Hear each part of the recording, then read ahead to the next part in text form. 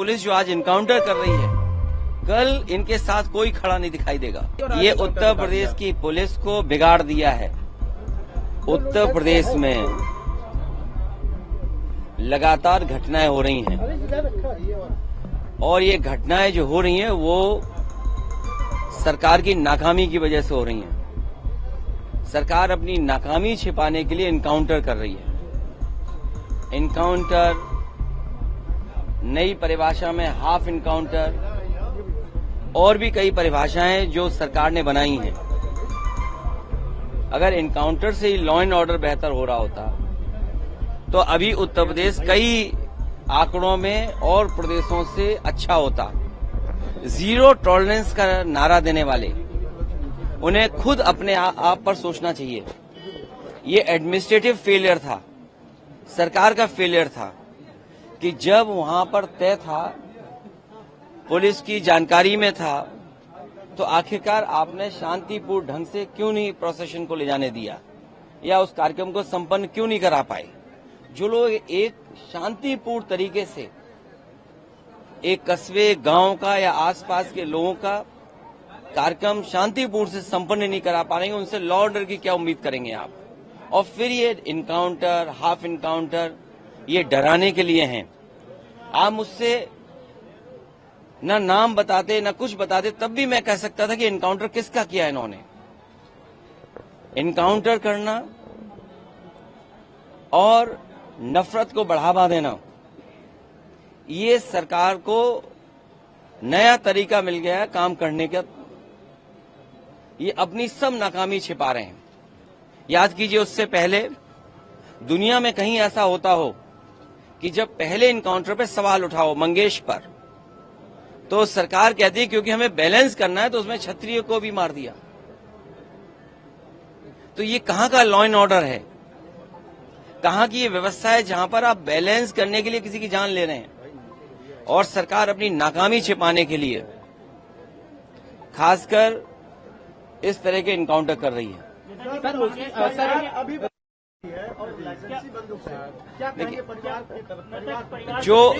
जो घटना हुई दुखद हुई, जो घटना हुई दुखद थी और ऐसी घटना समाज में न हो। जो वहां पर फेलियर था, हमारे साथी ये पूछ रहे हैं कि आप क्या करते या क्या परिवार से मिलेंगे। जो दुखी परिवार होगा उसको न्याय दिलाने के लिए हम लोग काम करेंगे। लेकिन सवाल ये वही खड़ा हो जाता है कि सरकार की नजर में भेदभाव नहीं होना चाहिए। सरकार, जो अंग्रेजों ने कभी नारा दिया था डिवाइड एंड रूल, सरकार उसी पे काम कर रही है, डिवाइड एंड रूल। ये आम लोग जानते हैं, आम लोग ये बात जानते हैं। और आप तो पत्रकार लोग हैं, बुद्धिजीवी हैं और पड़ोसी जिले का मामला है। आप मुझसे बेहतर जानते होंगे कि ये घटना हुई नहीं है, घटना कराई गई है। और कराई गई के लिए दोषी कौन होगा। अगर जान गई है किसी की भी, हम दुख में शामिल हो सकते हैं, मुख्यमंत्री जी मिल सकते हैं, लेकिन कराई किसने है इस पे आप लोग बेहतर जानते होंगे। यहाँ एक कोई पत्रकार ऐसा नहीं है जो न जानता हो कि ये घटना रोकी जा सकती थी। किसी की जान नहीं जाती। अगर जान गई है, हम दुख बांटने से ज्यादा, जो आज सरकार भी दुख बांट रही है, सरकार को इस बात पे दुख करना चाहिए था कि घटना क्यों हो गई, होनी नहीं चाहिए थी। सर, सरफराज की बहन का कहना यह है कि कल पुलिस ने गिरफ्तार किया था और आज इनकाउंटर दिखाया, कल गिरफ्तार। ये उत्तर प्रदेश की पुलिस को बिगाड़ दिया है। उत्तर प्रदेश की पुलिस को बेहतर करने के लिए डायल 100 से लेकर के और सुविधाएं दी। कई कार्यालय इन पुलिस के पास नहीं थे, वो कार्यालय दिए। कई इंफ्रास्ट्रक्चर के काम किए सरकार ने। लेकिन जो पुलिस का तरीका हो गया है, जब कभी भी जांच होगी, बहुत से दोषी लोगों के खिलाफ कार्रवाई होगी, जेल भी जाएंगे।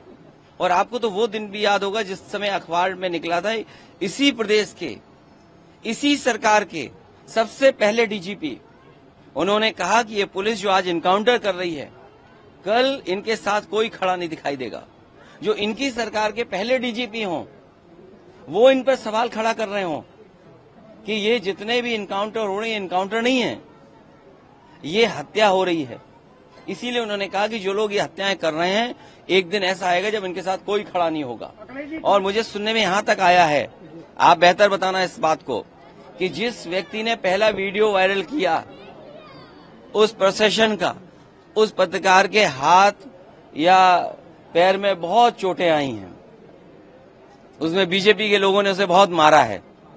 अगर बीजेपी के लोग पत्रकार को मार रहे हैं या बीजेपी के लोग पत्रकार को जेल भिजवा रहे झूठे मुकदमे में, तो समझिए क्या छिपा रहे हैं, कुछ तो छिपा रहे हैं ना।